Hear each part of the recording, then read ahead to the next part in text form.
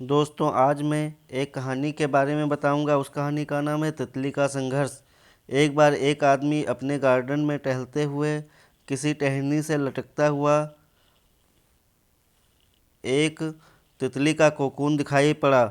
अब हर रोज़ वो आदमी उसे देखने लगा और एक दिन उसने नोटिस किया कि उस कोकून में एक छोटा सा छेद बन गया है। उस दिन वो वहीं बैठा रहा और घंटों उसे देखता रहा। उसने देखा कि तितली उस खोल से बाहर निकलने के लिए बहुत कोशिश कर रही है, पर बहुत देर तक प्रयास करने के बाद भी वह उस छेद से नहीं निकल पाई और फिर वो बिल्कुल शांत हो गई है, मानो उसने हार मान ली हो।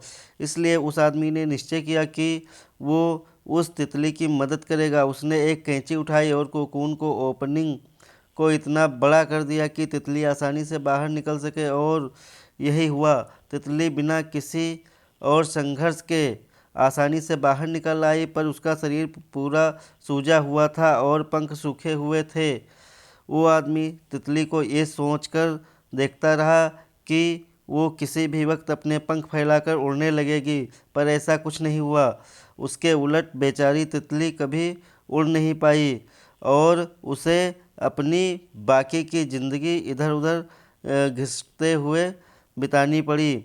वो आदमी अपनी दया और जल्दबाजी के कारण यही नहीं समझ पाया कि दरअसल कोकून से निकलने की प्रक्रिया में प्रकृति ने इतना कठिन इसलिए बनाया है ताकि ऐसा करने से तितली के शरीर में मौजूद तरल और उसके पंखों में पहुंच सके और वह मजबूत हो सके, ताकि शरीर मजबूत होने से वह बाहर निकलकर उड़ सके। वास्तव में कभी कभी हमारे जीवन में संघर्ष ही वो चीज़ होती है जिसकी हमें सचमुच आवश्यकता होती है।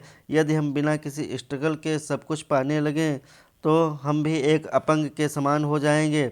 बिना परिश्रम और संघर्ष के हम कभी उतने मजबूत नहीं बन सकते हैं जितना हमारी क्षमता है। इसलिए जीवन में आने वाले कठिन पलों पलों को सकारात्मक दृष्टिकोण से देखिए।